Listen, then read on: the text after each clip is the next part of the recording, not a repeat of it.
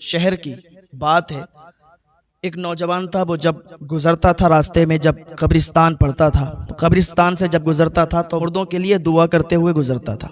तो जब आपका भी गुजर किसी कब्रिस्तान से हो तो आपको भी चाहिए कि आप कुरान की आयतें, कुरान की सूरतें पढ़कर और मुर्दों की बख्शिश के लिए दुआ करें। हो सकता है अल्लाह ताला को यही आपकी अदा पसंद आ जाए और इसी नेकी की वजह से अल्लाह ताला आपको माफ़ फरमा दे और आपकी भी बख्शिश हो जाए। और हो सकता है कि आपकी कब्र से भी कोई गुजरे तो फातिहा पढ़ता हुआ गुजरता चला जाए। तो ये बहुत अच्छी बात है कि आप एक दूसरे की मदद कर रहे हैं, आप एक दूसरे के काम आ रहे हैं। तो जब एक बंदा दूसरे बंदे के काम आता है तो अल्लाह ताला उनसे राज़ी होता है, अल्लाह ताला उनसे खुश होता है। और यही होना चाहिए कि आप अल्लाह को राज़ी करें और अल्लाह की रज़ा के लिए अल्लाह के बंदों की मदद करें। वो कब्रिस्तान से गुजर रहा था तो उसने सोचा कि चलो सूरह फातिहा की तिलावत करें और इनको बख्श दें, तो हमें भी सवाब मिलेगा और इन्हें भी सवाब मिलेगा, और ये बहुत अच्छी बात है। तो उसने एक कब्र के करीब वो गया और जाने के बाद जैसे ही उसने पढ़ना शुरू किया तो उसकी निगाह एक ऐसी कब्र पर गई कि उस कब्र के ऊपर सांप बैठा हुआ था। बड़ा भयानक सांप था। तो जब उसने सांप को देखा तो वहीं से उसने एक डंडा उठाया और सोचा कि कब्र पर सांप बैठा, चलो उसको मार देते हैं। जैसे ही उसको मारने के लिए आगे बढ़ा, वो सांप उस कब्र के अंदर चला गया। जब कब्र के अंदर वो घुस गया तो ये शख्स भी उस कब्र के करीब गया, और जैसे ही उस कब्र के करीब पहुंचा तो इसे बहुत बदबू महसूस हुई। इसने कहा यार ये बदबू और इस कब्र के पास से आ रही है। ये बैठा, बैठने के बाद इसने देखा कि सुराख भी वहीं पर था और सांप उसके अंदर चला गया कब्र के। इसने मिट्टी उठाई और मिट्टी उठाने के बाद मिट्टी को सूंघा। जब मिट्टी को सूंघा तो मिट्टी में बहुत बुरी बदबू आई। इसने मिट्टी को फेंका। इसने कहा यार ऐसा कैसे हो सकता है, इस मिट्टी में तो बहुत बुरी बदबू आ रही है। तो इसने वहीं पड़ोस वाली कब्र से मिट्टी उठाई, उसको सूंघा। उसमें बहुत अच्छी कस्तूरी की खुशबू आ रही थी, बहुत बेहतरीन खुशबू आ रही थी। इसने कहा ऐसा कैसे हो सकता है कि पड़ोस वाली कब्र में बदबू आ रही है और साइड वाली कब्र से बहुत अच्छी खुशबू आ रही है।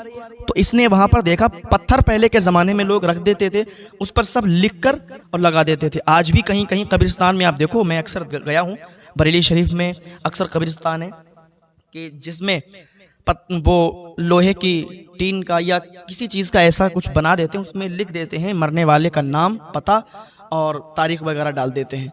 तो पहले के ज़माने में पत्थर, उस पर सब लिख दिया करते थे कि कितनी इसकी उम्र है, कितनी उम्र में इसने इंतकाल किया और क्या नाम है, क्या पता है।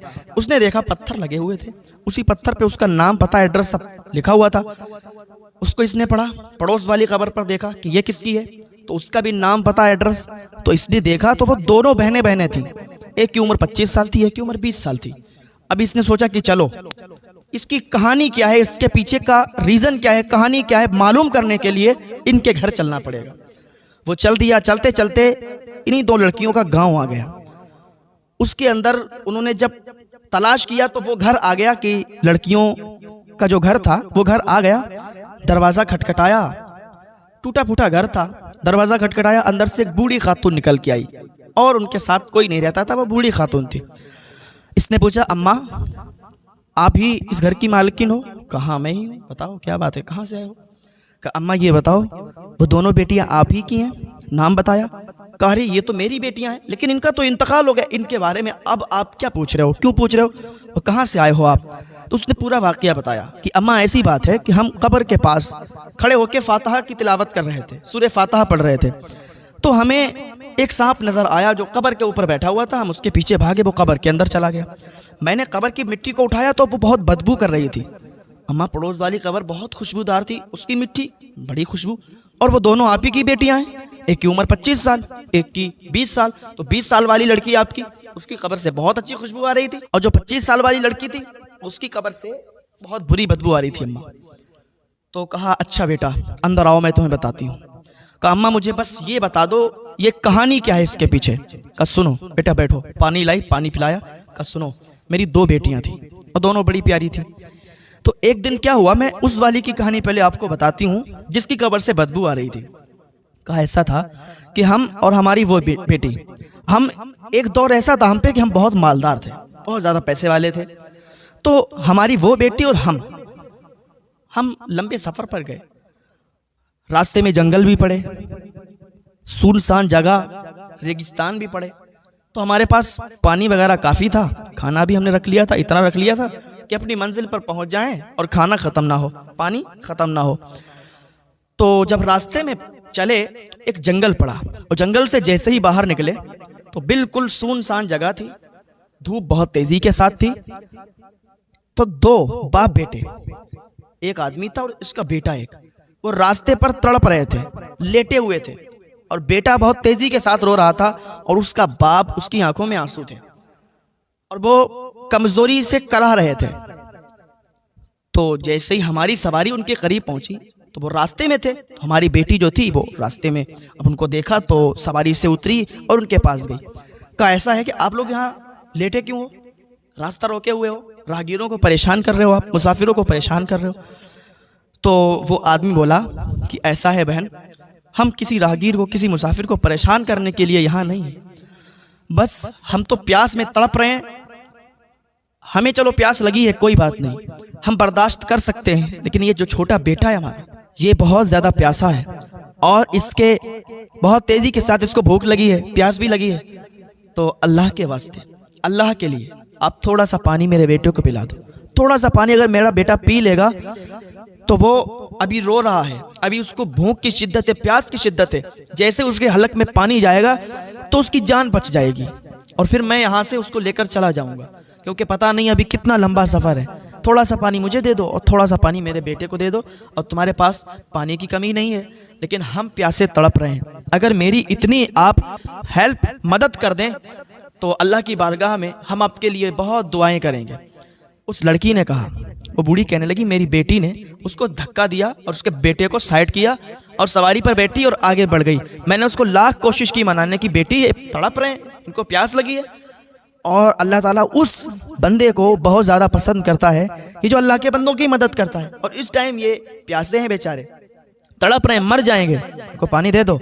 मेरी बेटी ने मेरी बात नहीं मानी और चल दी, कहा नहीं देंगे, क्योंकि उसको पैसों का घमंड था, तकब्बुर था बहुत ज़्यादा, उसने पानी नहीं दिया। हम अपनी मंजिल पर पहुंच गए, यहाँ तक कि जब वापस आए तो क्या देखा, वो दोनों बाप बेटे मर गए थे, मर चुके थे, क्योंकि इधर से जब हम जा रहे थे वो तड़प रहे थे, अगर 2 घूंट उनको पानी मिल जाता तो उनकी ज़िंदगी बच जाती।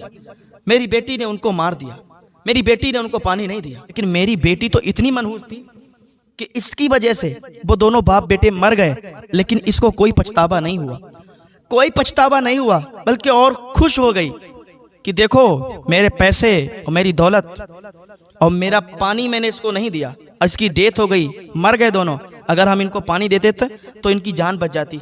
बड़ा फ़ख्र से कह रही थी, बड़ी खुश थी, बेटा मुझे लगता है कि ये उसी वजह से उसकी कब्र बदबूदार है, उसकी कब्र में अजाब हो रहा है, और इसका सूद का काम था, सूद खाती थी, हराम कमाई कमाती थी और गरीबों पर बड़ा अत्याचार करती थी।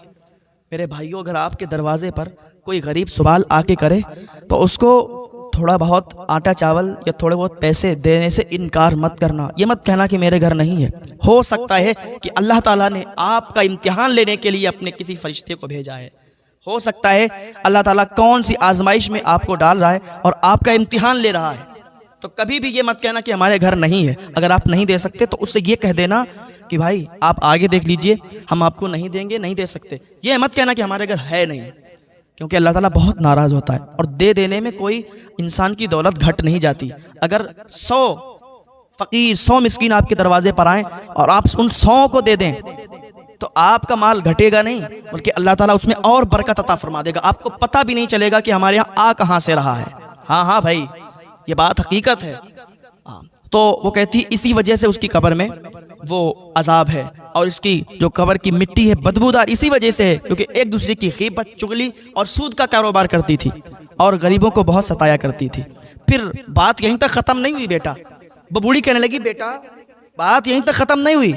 अब ये वापस घर पर आई, घर पर आने के बाद इसकी छोटी जो बहन थी बहुत खुश हो गई कि अम्मा और बहन वापस आ गई हैं।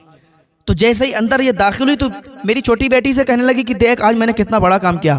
तो मेरी बेटी बोली, क्या काम किया?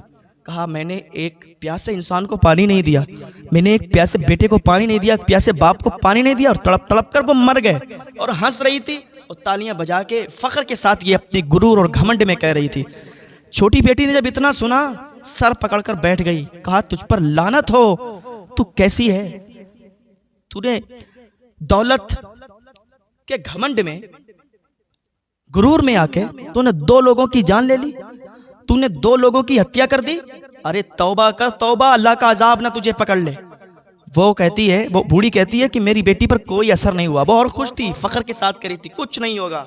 ऐसे तो न जाने कितने लोग दुनिया में मरते हैं, कोई किसी की मदद नहीं करता, कुछ नहीं होता ऐसे, और वो फख्र के साथ कह रही थी।